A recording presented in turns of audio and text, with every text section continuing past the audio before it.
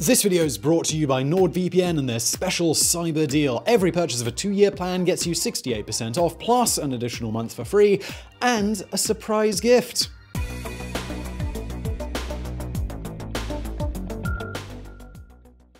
How far would you go to right a wrong, to correct an injustice, to do what your conscience insists must be done? For Roger Casement, this journey took him to darkest Africa and the jungles of Peru, some of the most primitive areas on Earth, where supposedly civilized Europeans committed the most heinous crimes against their inhabitants, all in the name of profit. For this, he was lauded as a hero and given a knighthood, but his conscience then sent him to a much darker place. His desire to free his own country of Ireland from British rule led him to collaborate with Britain's World War I enemies and ultimately to rebellion.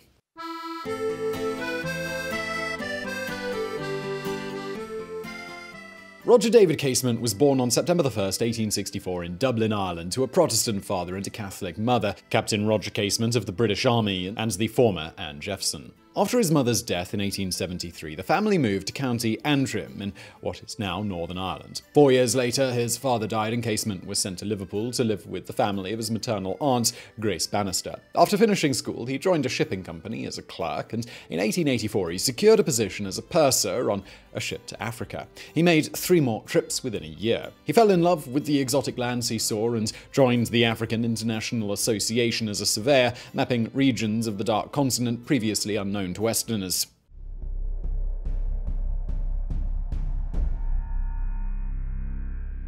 Unbeknownst to Casement at the time was that the African International was a front company for King Leopold II of Belgium, acting in his private interest, not on behalf of the Belgian government. There was rubber in the Congo to feed the large and ever-increasing demand for bicycle and automobile tires, and for many other industrial uses. While there, Casement became friends with a young riverboat pilot named Josef Korzeniowski, even sharing accommodations for a time. Korzeniowski said that meeting Casement was one of the few good things that had happened to him while in Africa. Later, Joseph would shorten his name and anglicize it as Joseph Conrad, and he wrote the best-known book of that period in the Congo, Heart of Darkness, in which the Emperor Kurtz is a greater savage than any citizen of Africa. Casement soon learned many of the local languages, and in 1892 he went to work for the Niger Coast Protectorate, where he again served as a surveyor and in other posts. His reports from the region earned him appointment to the Foreign Office. After a spell in England recovering from illness, he was sent to West Africa.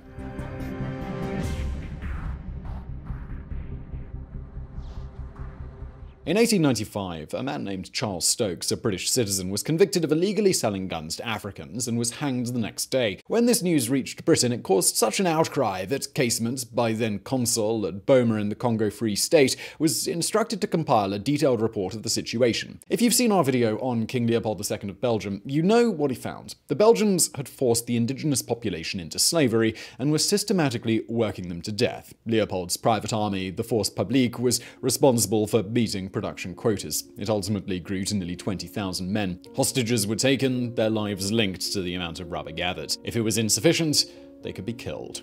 One frequent punishment was the amputation of the right hand. Originally, this was intended to keep down costs. Leopold insisted that bullets should not be wasted. He insisted that each shot should kill, so for every bullet fired, the right hand of the victim was returned as proof. If the shooter failed to kill his target or simply missed, they still owed Leopold a right hand. One would be taken from whoever was nearby. Large baskets of severed hands became a common sight. Whipping and mutilation were common punishments for even small offenses. Killings were frequent. In some areas, due to violence and disease, the population declined by more than 90% over 10 years. In compiling his report, Casement relied not only on what he himself had heard and seen, but gathered over 20 pages of eyewitness testimony about what was occurring in the Congo. It was one of the first documents of human rights abuses in the less developed world, and it marked the beginning of the end of the Congo Free State. Its publication was met with outrage throughout Europe and the United States, and there was great pressure on Leopold. In Belgium, a commission was formed to look into the charges, and it confirmed them, and in 1908 the Congo Free State was purchased from Leopold by Belgium, and the worst of the offences came to an end. For his work, Casement was named to the Order of St. Michael and St. George. He returned to Ireland on leave in 1904 and would remain there for over a year. It was then that he began to show an interest in Irish nationalism. Perhaps the excesses of colonialism that he'd seen awakened a desire to be free of English overlordship. By this time, Ireland had been ruled by English kings for almost 400 years, but still retained an independent cultural identity, and many of the Irish wished for an independent political identity as well. Casement would soon be among them. He joined the Gaelic League and encouraged the use of the Irish language, and in 1905 joined a new political party called Sinn Fein, dedicated to an Ireland free of British rule.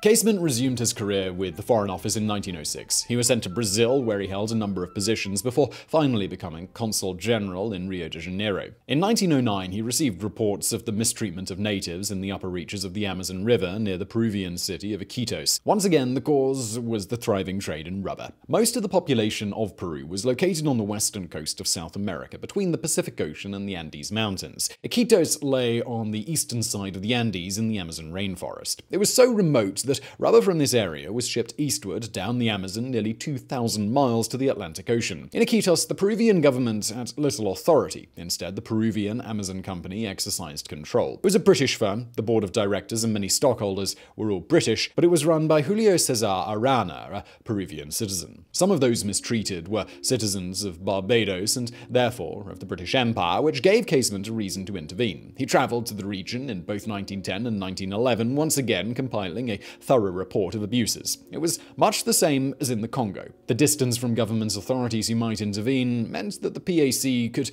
do what it wished with just impunity. Again, Casement wrote of what he saw personally and of what he heard from those who had been victimized. One common punishment stood out. People had their head and hands confined in wooden stocks and were left standing there for days at a time, sometimes until they died.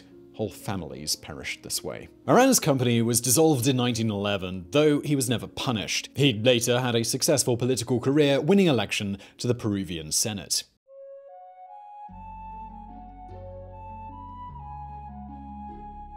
In 1911, Casement received a knighthood for his work in the Congo and Peru. 2 years later, he retired to Ireland. Soon, he took up the political activities he'd begun 8 years earlier. He had arrived at an important juncture. A year earlier, the governing Liberal Party had lost their majority in the British Parliament, and in order to form a government, had enlisted the aid of the Irish Parliamentary Party. In return for this support, they promised home rule to Ireland, including its own parliament. But British rule was popular in the mostly Protestant counties in the north, and to safeguard their ties to Britain, the Ulster Volunteers were founded, a paramilitary organisation eventually numbering 100,000 men. In response, Casement helped organise a rival force in the south, the Irish Volunteers, which grew to twice that size. He travelled to the United States in July 1914 in order to raise money to buy weapons. While there, he was feted by the Irish-American community and met with members of Clan Gael, a secret society of Irish Republicans. But his journey was soon overtaken by events.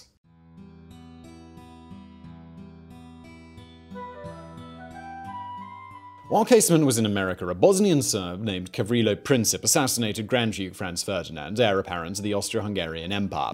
Within weeks, Europe had stumbled into the most violent war it had ever known. In this conflagration, Casement saw an opportunity. Britain now had a powerful enemy, one whose aims aligned with his own. He arranged to meet with the German ambassador to the United States, Count Johann Heinrich von Bernstorff, and he made him an offer. If Germany would supply weapons to the Irish rebels, they would take Ireland out of the war. It was an opportunity that the Germans couldn't ignore, as they had little to lose. They were already fighting the British. Unrest in Ireland would distract them, and a revolution there would ease the pressure on the front. In October, Casement travelled via ship, first to Norway, then on to Germany. He met with German officials and requested enough arms and men to free Ireland from British rule. He arranged for all Irish prisoners to be moved to a camp near Limburg, his efforts hampered by the Germans' inability to tell Irish from English. He visited them there and called upon them to join the Irish Brigade to throw off British rule. Out of 2,000 men, only 56 were persuaded. The rest forced him into a hasty retreat. When returning from a visit to the German headquarters, he passed by the town of Andenne in Belgium, where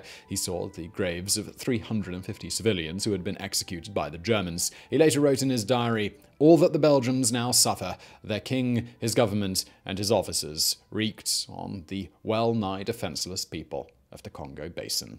He worked in Germany for 18 months, but in the end had little to show for it. Casement eventually lost faith in his hosts, writing that their only interest lay in exploiting me and the Irish cause. No German soldiers would fight in Ireland. There would be no German officers to lead the Irish Brigade. The 100,000 rifles they had been promised were reduced to 20,000 captured Russian weapons and 1 million rounds of ammunition, only 50 rounds per gun. Now, just before we get into the rest of today's video, let me take a quick moment to tell you about today's fantastic sponsor, NordVPN. Look, if you're online, you really should be using a VPN, and that's where NordVPN comes in. I know it's tempting not to bomb us or just hope for the best, but really, those stories you read of people having their identity stolen, their data stolen, it does happen, and you don't want it to be easy for that to be you, whether it's a nefarious actor snooping for your private information or a company tracking your activity. But using a VPN can be about so much more. For example, NordVPN lets you access any of its thousands of servers in different countries all around the globe, so if you've hit the end of your Netflix queue, simply try changing the location of your server to get access to content libraries that, due to licensing arrangements, are only available in specific geographic locations. NordVPN is also super fast, so watching video is a breeze. No lag whatsoever. If you've ever used VPNs and thought they were slow, well, no more with Nord. And you can use it on all of your devices very easily. Android, Chrome, Windows, Linux, and on 6 different devices with just one account. Also, they use double data encryption for extra security, and they have this thing called a kill switch. So if for whatever reason you connect to the internet and NordVPN isn't running, they'll kill your internet until they've ensured that you're on a safe connection. And if you ever get stuck, they've got 24/7 support to help you out. Take advantage of Nord's special cyber deal. Every purchase of a 2-year plan gets you 68% off, plus an additional month for free and a surprise gift.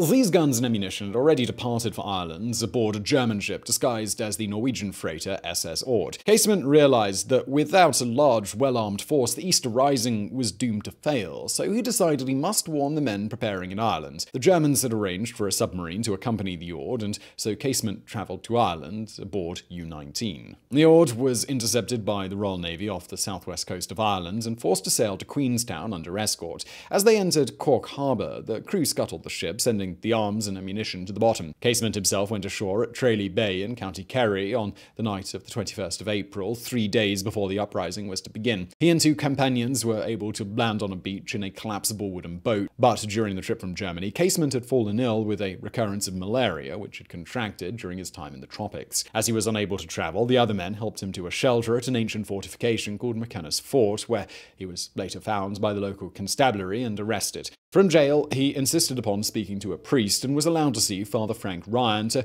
whom he passed a message cancelling the uprising. Father Ryan finally delivered the message on Monday the 24th, but by then it was too late. Casement was taken to London. While being interrogated by Reginald Hall, Chief of Naval Intelligence, Casement realised that Hall knew that the uprising was imminent. He begged Hall to allow him to call it off and avoid unnecessary bloodshed, but Hall refused, preferring to crush the rebels. He said, "It is better that a cankering sore like this should be cut out." The Irish Republicans fought tenaciously and hung on longer than anyone could have expected, but by Saturday it was all over. As Casement had foreseen, they had been outnumbered and outgunned, and though they put up a tenacious defence, in the end they were unable to resist the British army. After perfunctory trials, 14 of the rebels were executed by firing squad.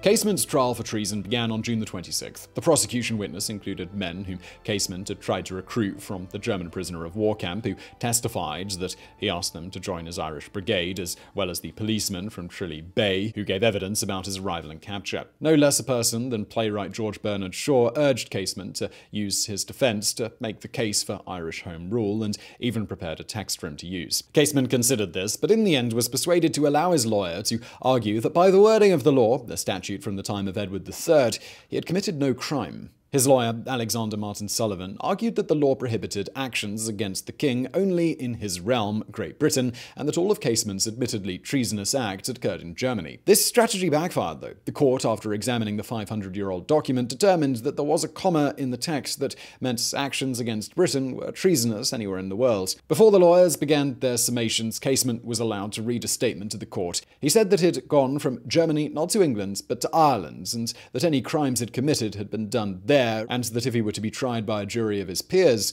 it should be an Irish jury. The deliberations were brief. In less than an hour, Casement was found guilty of treason. It's difficult to see how the jury could have decided otherwise. By his own admission, he had conspired with his country's enemy during wartime.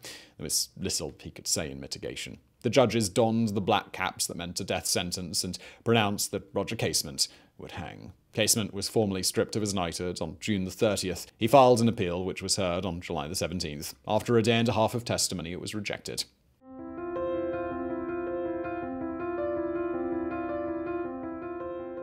There was sympathy for Casement in many quarters due to his humanitarian work. His friend Sir Arthur Conan Doyle circulated a petition for clemency that was signed by G.K. Chesterton, John Galsworthy, and many other prominent people. George Bernard Shaw and poet William Butler Yeats, each of whom would go on to receive the Nobel Prize for Literature, were steadfast in their support. One man who was not was Casement's old friend Joseph Conrad, whose son Boris was serving at the front. In addition, the British had to consider the public opinion, especially in the United States. Though officially neutral, the US was generally friendly to Britain, but Casement was very popular there. In 1912, he'd met President Taft, and on his later trip to raise money for the Irish Volunteers, had made many friends. The large Irish-American community there was sympathetic to his cause. He was compared favorably in the press to 19th century abolitionist John Brown, executed for his attempt to lead a slave uprising. The Easter Rising had been covered extensively by the US newspapers. April the 29th's New York Times had included no fewer than 18 separate items about it. Doyle's petition mentioned that Casement's execution would be used as a weapon against us in the United States, and press baron William Randolph Hearst used his newspapers, the San Francisco Examiner and the New York Morning Journal, to urge that the death sentence be commuted to life in prison. But in Britain, public opinion was dead set against him. On July the 1st, the British had launched their main attack for 1916 across the Somme River in northwestern France. Timed to collide with attacks by its allies, it succeeded in pushing back the Germans, but at a horrific cost. On the first day of the battle, nearly 20,000 British troops were killed and twice that number wounded. There was little sympathy.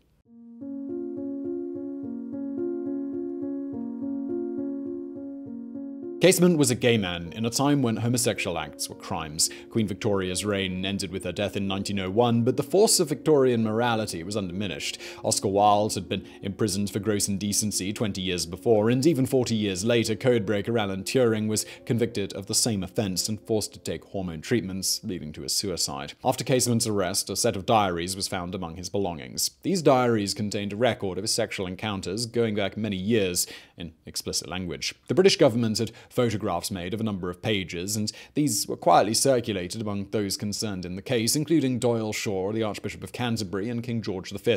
American Ambassador Walter Page was shown the diaries. He wrote to Washington that much information about him of an unspeakably filthy character was withheld from publicity. Doyle at least was unimpressed. Though told of the diary's contents, he said no possible sexual offense could be as bad as suborning soldiers from their duty. But in those days, homosexuality provoked a sort of disgust that merely betraying your country apparently did not. In the end, Doyle, Shaw, and others were not deterred. But many who learned the details of his private life changed their opinions of the man and may have tipped the balance towards his execution.